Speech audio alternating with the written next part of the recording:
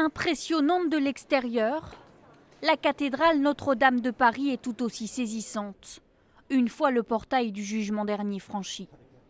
La nef, 60 mètres de long, est entourée de 14 chapelles latérales.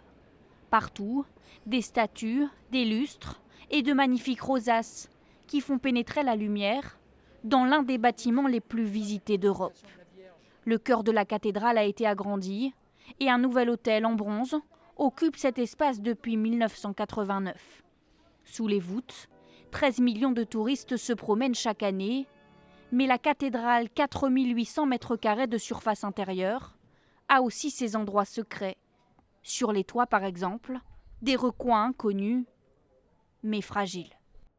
Là, n'importe quel touriste ne le voit pas parce qu'on n'y prête pas forcément attention, mais là, la balustrade a disparu tout simplement, remplacée par une planche de bois qui résiste au temps comme elle peut. Et puis derrière vous, une gargouille qui a perdu sa tête il y a quelques mois de ça. C'était un 15 août au matin qui est tombé au pied d'un touriste de passage. Pour découvrir d'autres secrets, il faut gravir des marches, traverser des toits, ouvrir des portes. Au-dessus des voûtes, ce qu'on appelle la forêt, un enchevêtrement de poutres en chêne qui supporte 200 tonnes de toiture.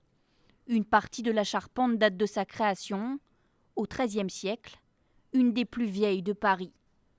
Pour atteindre le point le plus haut de la cathédrale, il fallait monter encore un peu, pour accéder à la fameuse flèche, à plus de 90 mètres de hauteur. Seuls les privilégiés avaient le droit d'y monter et pouvaient alors savourer une vue à 360 degrés sur la capitale. La flèche était en travaux, un chantier délicat.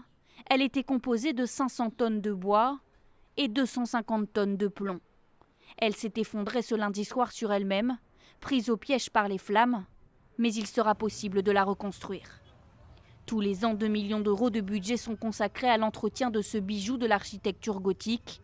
Mais les travaux, pour la nettoyer et la préserver de la pollution, des intempéries, de l'usure du temps, étaient estimés avant l'incendie à 150 millions d'euros. Un budget qui pourrait s'envoler après l'incendie pour redonner à la cathédrale toute sa splendeur.